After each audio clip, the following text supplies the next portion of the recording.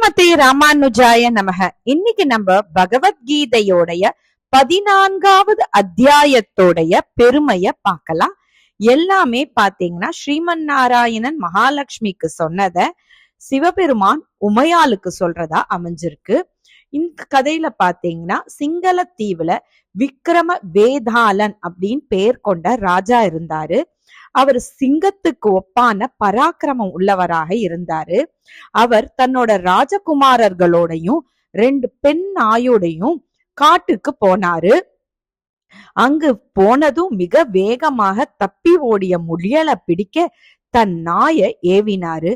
அப்போது எல்லா பிராணிகளும் பார்த்து கொண்டிருக்கும் போதே அந்த முயல் தப்பி ஓடியது. அப்போ அந்த முயல் தப்பி வேறொரு இடத்துக்கு போச்சு. ஒரு மறைவான ஒரு காட்டுக்குள்ள அங்க போச்சு. அங்க பாத்தீங்கன்னா ஒரு ஜலம், சேத்து ஜலம் மாதிரி இருக்கு. அதுல அது விழுந்தது. அதே மாதிரி இந்த பெண்ணாயும் போய் அதுல விழருது. அந்த முயல் ஒரு உயர்வான தேகத்தை பெற்று விண்ணுலகம் போகுது.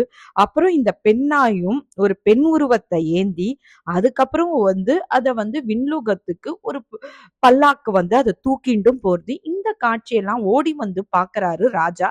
அவருக்கு ஒன்னும் புரியல. அப்ப அங்க இருந்த ஒருத்தர்கிட்ட இவர் என்ன நடந்ததுன்னு கேக்குறார்.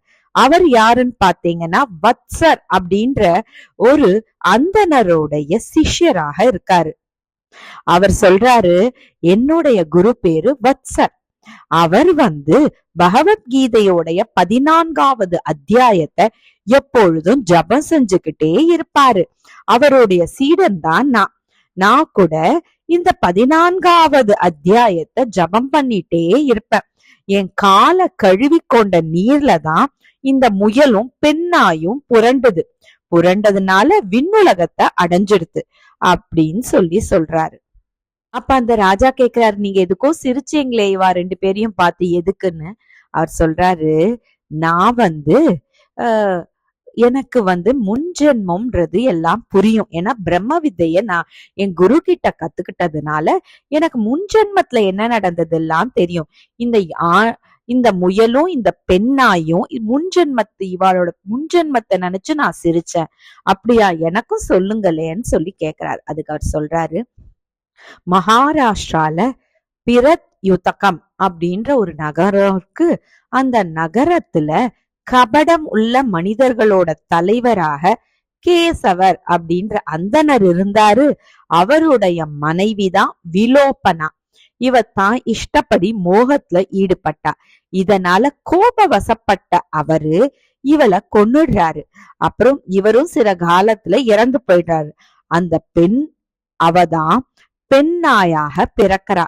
இவர் முயலாக பிறக்கிறாரு. இந்த 14வது அத்தியாயத்தின் பெருமையினால இருவரும் பரமகதிய அடைஞ்சாங்க அப்படின்னு ராஜா கிட்ட சொல்றாரு. இத கேட்டு ராஜாக்கு ரொம்ப ஆஹா, 14வது அத்தியாயத்துக்கு இத்தனை பெருமையா, நீங்க எனக்கு சொல்லித்தாங்கன்னு சொல்லி அது அவங்க கிட்ட இருந்து கத்துண்டு அவரும் சிறந்த ஒரு கதிய அடைஞ்சாரு.